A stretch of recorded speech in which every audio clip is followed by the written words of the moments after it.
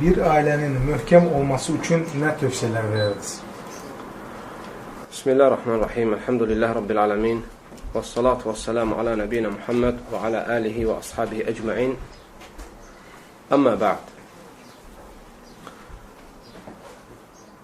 İslamda ailenin mühkem olması tələb olunur.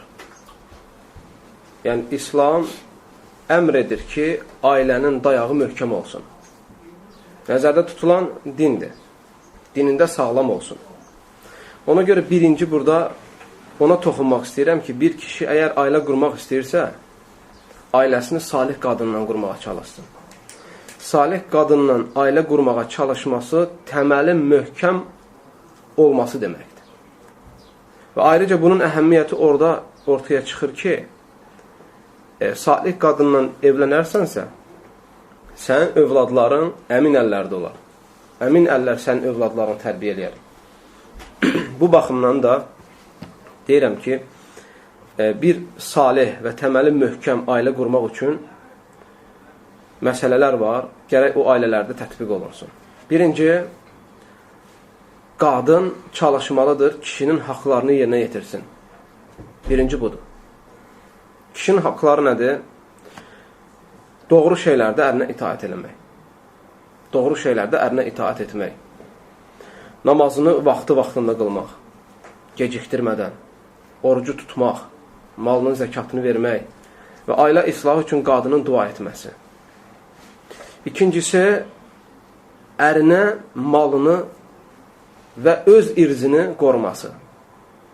Kişinin haqlarındandır ki, çünki kişi öz mülkünü hara getsə götürüb sumkada, çantada daşımır. Qadına əmanət eləyir. Və qadın bu əmanəti qorumalıdır. Üçüncü haqqı, qadın öz irzini qorumalıdır. Yəni, yoldaşının razı qalmadığı libası geyinməməlidir. Yoldaşının razı qalmadığı bir adamla danışmamalıdır. Yoldaşının razı qalmadığı bir evə getməməlidir. Və həmçinin kişinin haqlarından kişinin razı qalmadığı şəxsi kişinin evinə buraxmamalıdır. İstər qadın, istər kişi, fərqi yoxdur. Hər hansı bir adamı bilsə ki, kişi onun evinə girməsindən razı deyil, rahatsızdır, o adamı evə buraxmamalıdır. Və ərinin ehtiyacını kamil şəkildə gedərməlidir. Döşəkdən imtina etməməlidir. Bu da haqlardandır. Və qaldı o bir tərəfə gəldikdə isə eyni zamanda qadının da kişinin üzərindəki haqqı var.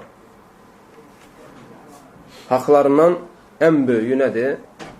Qadının yeməyini, içməyini, geyimini, paltarını və yaşayış yerini təmin eləməsi. Kişidən bu şeylər tələb olunur. Həmçinin qadının kişi üzərində olan haqlarından ona şəriəti, dini öyrətməsi.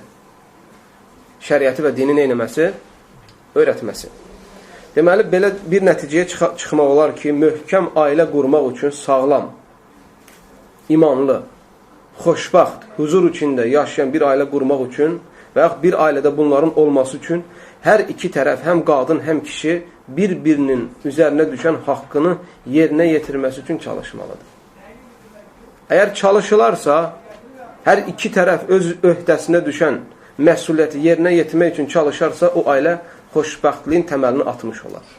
Onlardan gələn övladlar, onların övladları da bunları hər iki valideynin nəyə həris olduğunu açıq-aşkar görərlər.